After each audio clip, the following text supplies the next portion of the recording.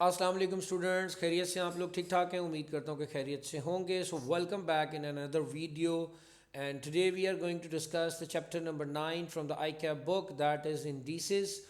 Indices is actually a plural word for index numbers. Index numbers क्या हैं, इसके ऊपर थोड़ी थ्योरेटिकल बातें बाद में करेंगे। पहले हम सीधी अप्रोच पकड़ेंगे कि आई कैप में किस तरह के सवालात, किस तरह की थ्योरेटिकल कंसर्न्स पूछे जाते हैं, ताकि मैं उनका वैसे आंसर कर सकूं. ठीक है जी. So are you ready? Obviously ready थे तो आपने ये वीडियो प्ले की है.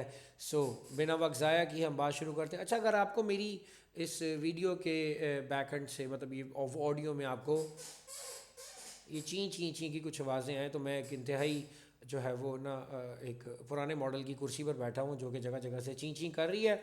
Just ignore that. I guess कि आपको ज़्यादा डिस्टर्ब नहीं करेगी ये वॉइस. अच्छा, in less pair price index the denominator does not change from year to year. ठीक है, अब ये बात करेक्ट है. ठीक है, this is the true and correct statement. Done. Now the thing is कि ये करेक्ट क्यों है ये लेस पेयर प्राइस इंडेक्स में. अच्छा, ये प्राइस क्या, ठीक है, ये क्वांटिटी भी आप कह लें. दोनों के अंदर, लेस पेयर के अंदर जो आपका डिनोमिनेटर है वो जनाब डज नॉट चेंज. अब रीज़न क्या है, गौर से देखें कि लेस पेयर का मैं प्राइस का अगर फार्मूला लिखूं तो वो क्या है, summation P N Q naught over summation P naught Q naught multiply by 100. अगर आप इसके डिनोमिनेटर में देखें तो डिनोमिनेटर में पी नॉट यानी बेस ईयर प्राइस यूज़ हुई, क्यू नॉट यानी करंट ईयर की क्वांटिटीज़ यूज़ हुई. इसका मतलब ये हुआ कि अगर मुझे किसी और नए करंट ईयर के लिए लेस पेयर कैलकुलेट करना है तो मुझे जो डिनोमिनेटर में चाहिए वो बेस ईयर की प्राइस और बेस ईयर की ही क्वांटिटी चाहिए for every time. For example, मेरे पास 5 साल हैं जिनमें से एक हो जाएगा बेस, 4 हो जाएंगे करंट. तो किसी भी करंट ईयर का इंडेक्स नंबर लेस पेयर्स वाला निकालने के लिए, भले से प्राइस हो भले से क्वांटिटी हो, डिनोमिनेटर में हमेशा क्या रहेगा, P not and Q naught. ठीक है, यहीं पर जो एक और बात सीखनी होती है वो क्या है, वो ये है कि अगर आप इसके फॉर्मूला में गौर करें, so the only new information required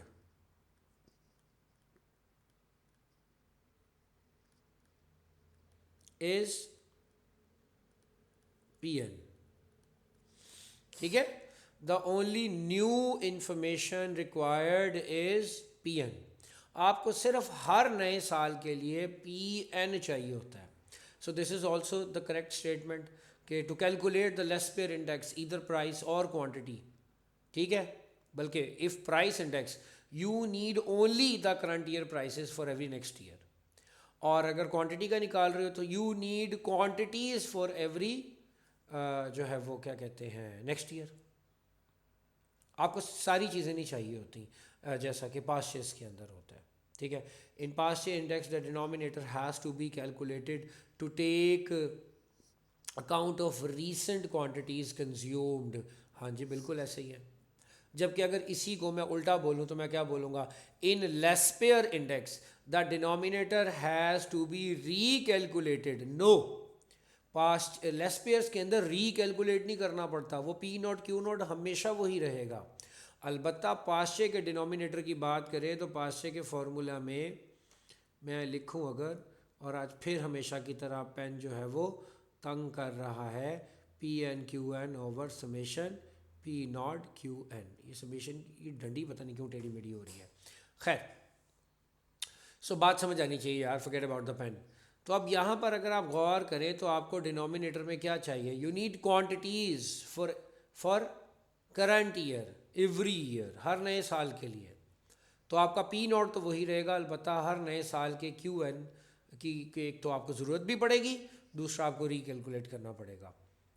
less pair over state the price index और इन्फ्लेशन. जी बिल्कुल, ये करेक्ट है. ये इसका आप कह लें कि एक फ्लॉ भी है, ये इसका एक जो है वो कॉन भी है, जिसे हम डिसएडवांटेज काइंड ऑफ बोलते हैं. पास्चे की बात करें तो Paasche understates the price index and inflation downward biased. बच्चे अक्सर क्लास में मुझसे पूछते हैं कि सर मैंने एक डाटा का लेस पेयर निकाला तो वो आया कम, और पास्चे निकाला वो आया ज़्यादा, जबकि आपने सिखाया हुआ है कि less pair is actually the upward biased and Paasche's the downward biased. भैया यहाँ पे अपवर्ड और डाउनवर्ड बाइस का वर्ड यूज़ हुआ है, लार्ज या स्मॉल का जिक्र नहीं हुआ, ठीक है। लार्ज या फिर स्मॉल का जिक्र नहीं हुआ। तो ये लार्ज स्मॉल नहीं होते, बल्कि होता क्या है कि एग्जैजरेट की बात है। लेस्पेयर जो है वो महंगाई दिखाएगा लेकिन ओवर एग्जैजरेटेड दिखाएगा, पाश्चे महंगाई दिखाएगा लेकिन अंडर एग्जैजरेटेड दिखाएगा, यानी एक स्टैंडर्ड एक आइडियल पोजीशन से कम रहते हुए, ठीक है जी। In Laspeyres price index the denominator does not change from year to year. फिर एक रेलेवेंट स्टेटमेंट पहले की तरह वाली, ठीक है, and it is also actually correct. In the Paasche price index the denominator has to be recalculated. फिर again वही बात, आप कहेंगे मैंने 2 बार क्यों लिखा? भाई दोनों बार अंग्रेज़ी का स्ट्रक्चर अलग था, दोनों बार ये स्टेटमेंट अंग्रेज़ी की पेपर में देखने को मिली बच्चों को, ठीक है, तो मैंने ये बात आपको बता दी। एक तो ये थ्योरेटिकल बातें आपको याद होनी चाहिए, और कुछ चैप्टर के हवाले से बातें हैं वो मैं एंड पे बता दूंगा। फ़िलहाल मेरा प्राइम फोकस है उन सवालात पर जो आई कैप के पेपर में आते हैं, आते रहे हैं, और मतलब काफ़ी हद तक प्रॉबेबल हैं कि वो दोबारा भी आएंगे। अब न्यूमेरिकल पे आते हैं। The price of a machine during past 5 years is as follow. आपको प्राइस का रिकॉर्ड दिया हुआ है, फॉर एग्जांपल 2007, 2008, 9, 10 और 11 का, ठीक है जी। अच्छा, अब क्या हुआ, क्या कहता है जी? कहता है कीपिंग 2007 एज बेस, ठीक है जी, ये आपका हो गया base year, done. As base year simple index, simple index कब होता है जी? सिंपल इंडेक्स की क्या पहचान है? सिंपल इंडेक्स की पहचान है जी सिंगल प्रोडक्ट, सही है, सिंगल प्रोडक्ट होती है।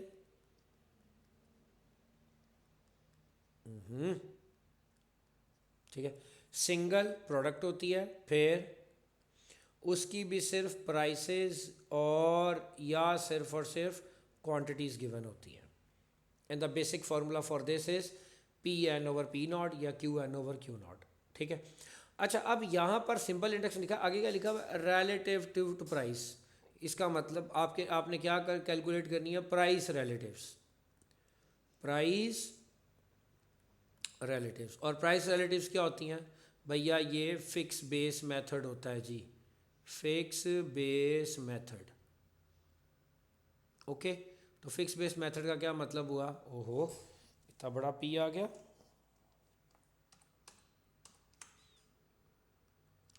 P N over P naught multiply by 100, सही है जी, ये आ गया। अब यहाँ पर आपने क्या किया? आपने किया P N over P naught मुझे कैलकुलेट करना है मल्टीप्लाई बाय 100, तो 700 ओवर 700 मल्टीप्लाई बाय 100, ये तो 100 ही आ जाएगा ना। और ऑब्वियस सी बात है, आना भी चाहिए था चूँकि बेस ईयर की बात हुई है। उसके बाद 500 ओवर 700, फिर 800 ओवर 700, फिर इसी तरह यहाँ पर भी और इसी तरह यहाँ पर भी, यहाँ पे आपके पास इंडेक्स आ जाएंगे। कैलकुलेट कर लीजिएगा, that is a very simple thing.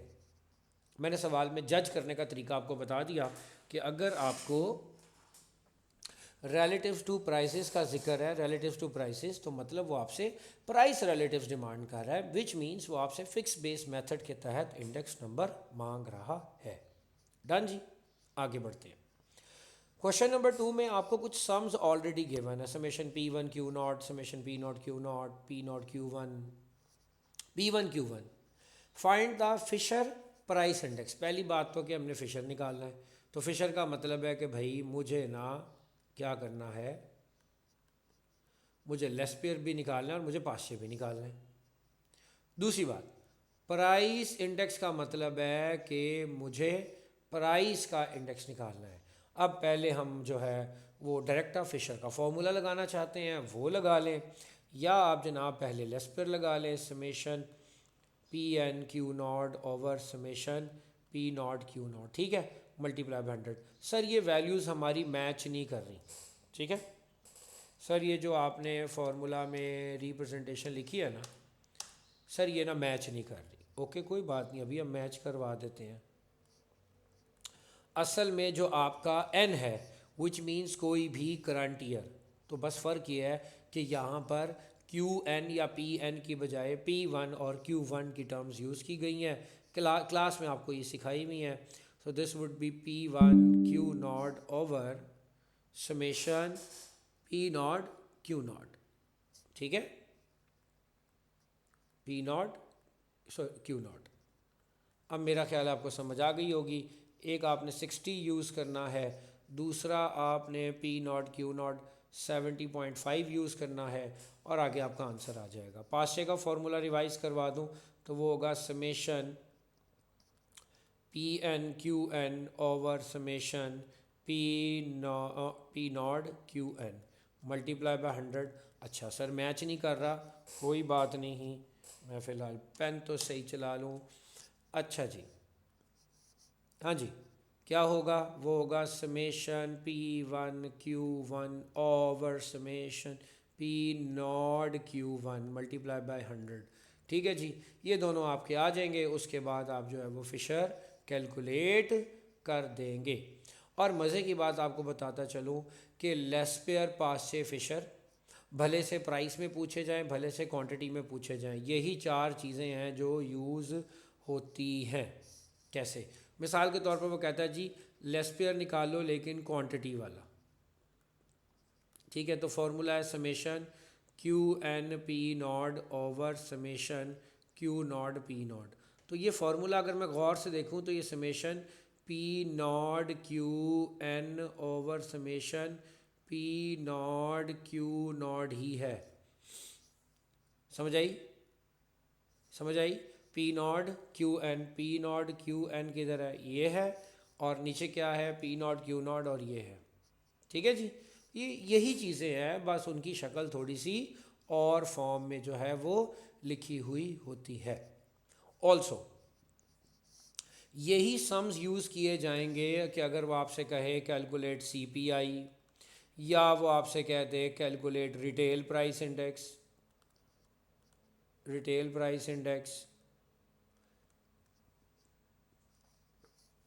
ठीक है जी, ऐसे तो नहीं, हाँ जी, कैलकुलेट रिटेल प्राइस इंडेक्स,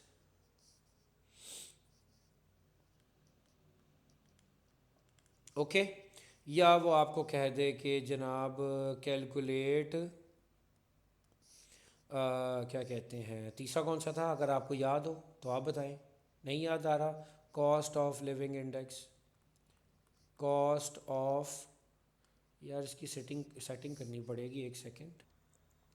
और रिटेल प्राइस इंडेक्स के अलावा cost of living index, cost of living index. ठीक है जी, ये कोई भी टर्म यूज़ की जाए, आपने क्या निकालना है? लेस्पेयर निकालना है। कौन से वाला? प्राइस वाला। ठीक है जी, एक चीज़ तो ये हो गई। इसके अलावा सम टाइम आपको डेटा दिया होता है, मिसाल के तौर पर आपको P0 Q0 PN और QN ये चीज़ें गिवन होंगी। ठीक है, तो आपसे लेस पे पास या फिशर या इस तरह की बात नहीं मांगी जाएगी, बल्कि आपसे कहा जाएगा मुझे रियल GDP बताओ, रियल GDP, या आपसे कहा जाएगा मुझे एक्चुअल GDP बताओ। ठीक है, अब रियल GDP और एक्चुअल GDP किसके इक्वल होगी? इस तरह के डाटा में से कैसे निकालेंगे? वैसे तो हमें पता है कि हमें कोई भी चीज़ रियल निकालनी हो तो हम क्या करते हैं, हम परचेजिंग पावर से एक्चुअल मल्टीप्लाई कर देते हैं। ठीक है, ये उस सूरत में है जब मेरे पास CPI ऑलरेडी गिवन हो, या परचेजिंग पावर हो और एक्चुअल इनकम वगैरह चीज़ें दी हों। लेकिन अगर इस तरह के डाटा से आपसे रियल GDP या एक्चुअल GDP मांगी जाएगी तो सुने, एक्चुअल GDP का मतलब है आफ्टर एडजस्टमेंट ऑफ इन्फ्लेशन, और रियल है बिफोर इन्फ्लेशन। ठीक है, तो इन्फ्लेशन बिफोर कब होती है? बेस ईयर के हिसाब से। आपने क्या करना है, आपने बेस ईयर की प्राइस पर आज की क्वांटिटी की ख़रीदारी का टोटल मारना है, इसका जो टोटल होगा ये रियल GDP होगी। ठीक है, और उसके बाद आपने क्या करना है, अगर आपसे एक्चुअल GDP मांगी जाए तब आपने क्या करना है, समेशन PN एंड QN, यानी आज की प्राइस पर आज की क्वांटिटी खरीदूंगा तो आफ्टर इन्फ्लेशन एडजस्टमेंट टोटल आ जाएगा, और अगर आज की क्वांटिटी बेस ईयर की प्राइस पर ख़रीदता, तब मेरा जो है वो टोटल बिल क्या बनता, वो था रियल जीडीपी। ठीक है जी, याद रहेगी बातें, इसका आप लोगों ने ख़ास ख्याल रखना है इस तरह के डेटा का। तो मेरा ख्याल है कि ऊपर अगर ये सम्स दिए हों तो आप डायरेक्ट रियल जीडीपी और एक्चुअल जीडीपी बता सकते हैं। अगला सवाल है जी मेरे पास, the C P I from 220 to 2004 are provided. आपको सी पी आई गिवन है। What are the yearly inflation and deflation rate about the data. इसमें दो तीन बातें सीखने की।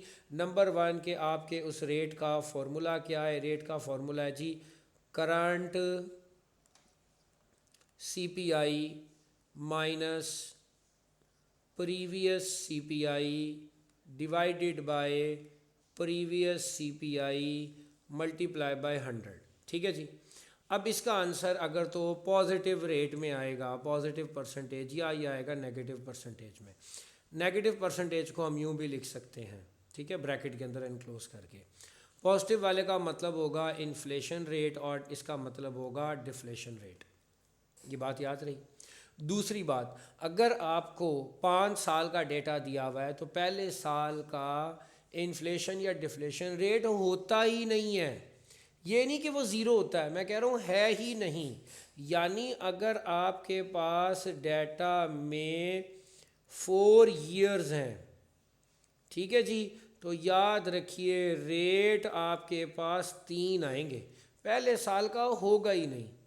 ठीक है, तो जैसे यहाँ पर मैं 2029 से शुरू करूँगा तो हो जाएगा 100 माइनस 104.96। ये क्या हो गया, अच्छा 0.96 डिवाइडेड बाय 104.96 मल्टीप्लाई बाय 100। ठीक है, ये हो गया। फिर अगर मैं इसके लिए बात करूँ तो ये होगा क्या, 116.19 minus 100 divided by 100 multiply by 100। ठीक है, ये मल्टीप्लाई बाय 100 तो फॉर्मूला का, वो 100 और था। इसकी अगर बात करूं तो ये क्या होगा, this would be 115.11 minus 116.19 divided by 116.19। ठीक है, ये काफ़ी गंदमंद पड़ गया है,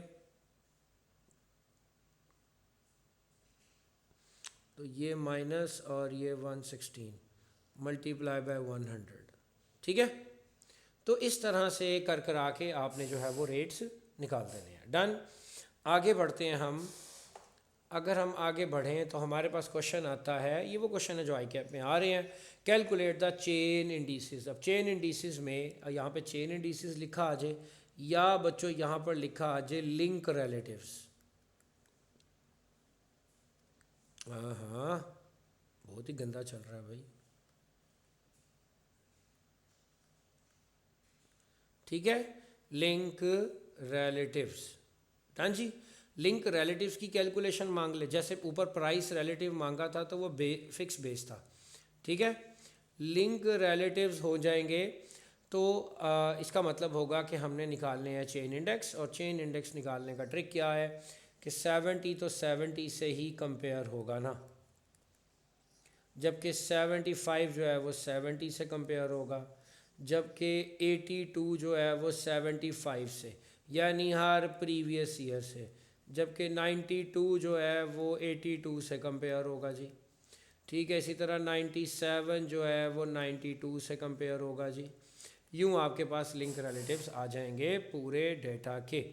आई होप सो आपको ये बात समझ आ गई होगी। For any further queries if you need to ask, you can drop a message in the comment section, and if you are my student, drop a message on my WhatsApp. I'll definitely give you the details and understanding about the chapter. Thank you so much for being here. In videos को लाजमी देख लें, इन्हीं से relevant यही सवालात आपको आई cap के एग्ज़ाम में देखने को मिलेंगे, तो you are actually getting true understanding of your I cap examination before, initially before, मतलब सर आप कह लें just before the ICAP exam. Got it? Thank you so much for being here. Allah Hafiz.